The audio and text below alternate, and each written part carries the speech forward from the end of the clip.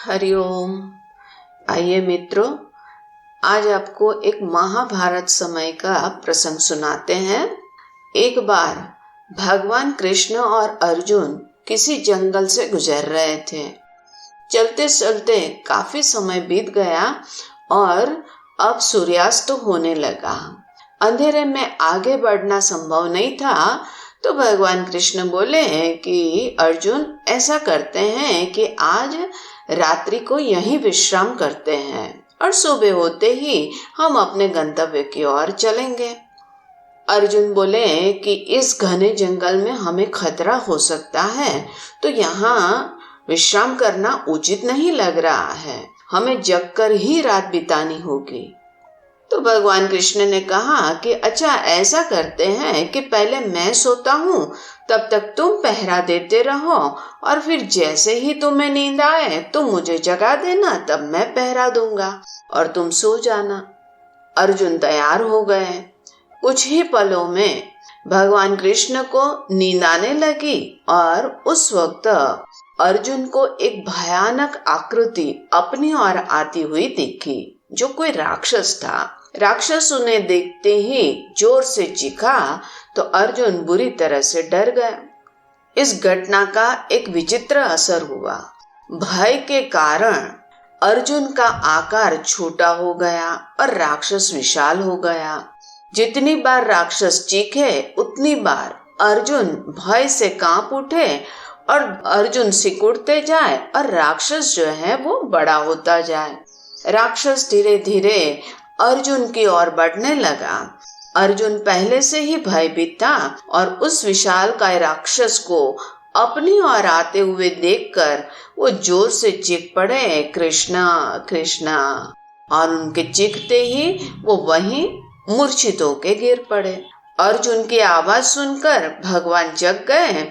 उन्होंने देखा कि अर्जुन जो है वो पहरा देते देते थक गए हैं और इसलिए सोने से पहले उन्होंने आवाज दे दी है। अब वे स्वयं पहरा देने लगे।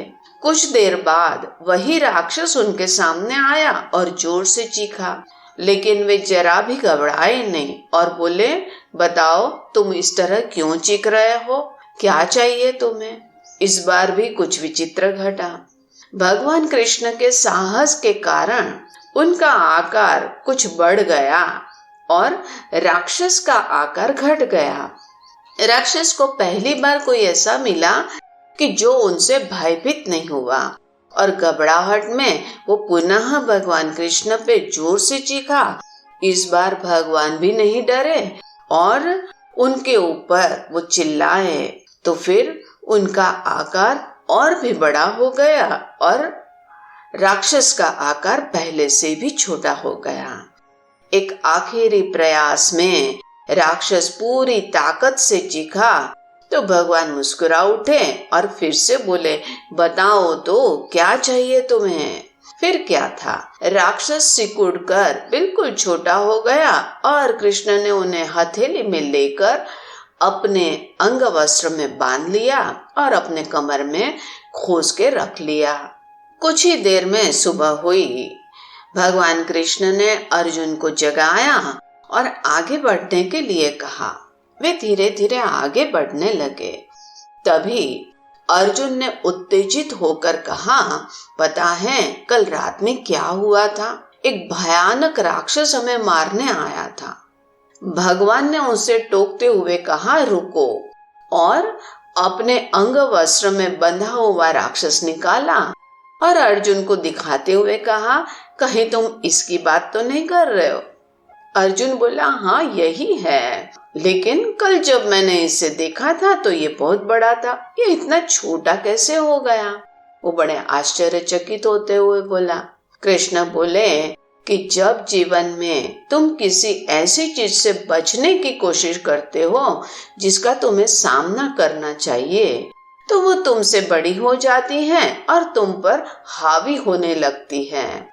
लेकिन जब तुम उनसे बिना डरे हुए सामना करते हो तो तुम उससे बड़े हो जाते हैं और उसे नियंत्रित करने लगते हो।